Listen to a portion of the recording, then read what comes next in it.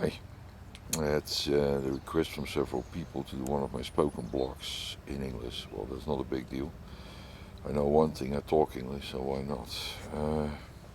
The thing is, however, when I would like to tell you now off scrap, starting with a story, might be a little difficult. Most people that know me on what we call in Holland hives also know who I am, what I do, and all my presentations before the one that they're watching, so they know who I am and why I'm telling something and stuff like that. Let me introduce myself and simply put that on text so you actually know who I am and you get a better idea about who I am. My name is Robert Michael. I'm from Holland, so that's why I mostly use the name Robert Michael Holland as an alias for making clips, making pictures. My biggest passion is not making clips actually. My biggest passion is making pictures. And I made an enormous amount of pictures that you actually can see all when you go to my hives. It's a little hard to post them everywhere. Maybe I put some on text later, but right now I think text is for me a nice way to communicate with people in the US and some Dutch, very few actually. But it gives me a way to go outside my country, outside that circle of a few hundred friends that I have in Holland, and meet people when I get to the US. I've been here for 10 years now, about every year, 2 times a month or something. Met a lot of people that I knew from the internet, and that was extremely nice. I lived, by the way, here when I was, that's a long time ago. Somewhere in 1984, I spent a full year here. Your customers didn't like it, by the way. When I left the country, they were a little bit bitching at me that my visa was a little bit too old, or whatever you call it. I was working as a ship engineer and I simply decided to stay in the US for a while. And believe me, nah, they didn't like that. So after that, I was 5 years not allowed in the US, but that's a long time ago.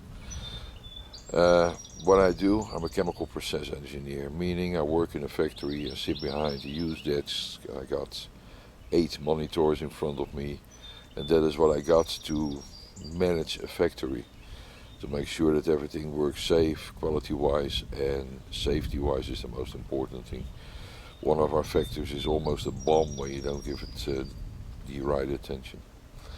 Uh, I'm 55 years old, don't lie. I got grey hair that's pretty long. I am very interested in anything that has to do with paranormal. I am pretty paranormal. I can dream extremely strongly about certain things that actually happen 2 or 3 days later or a week later or whatever.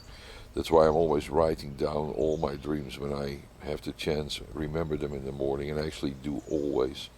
I try to make a quick note, and later on when I got time I work it out, and those are actually quite a few of my blogs. My blogs are mostly based on my feelings, my experiences, and everything that I did in life and hope to do in the past actually.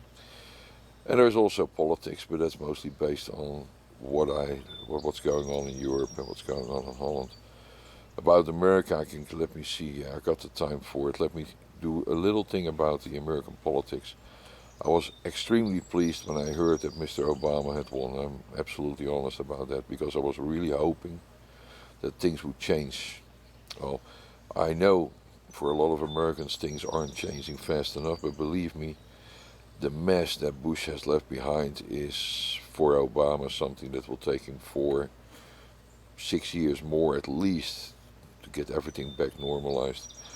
On the other hand, I think that my idea, and that you can find that somewhere here on my text, is that if you would have given the money not to the banks but giving people mortgages from a state organization, so like federal housing, and with that money from the new mortgage, they could pay back the banks. That means that the banks would get their money.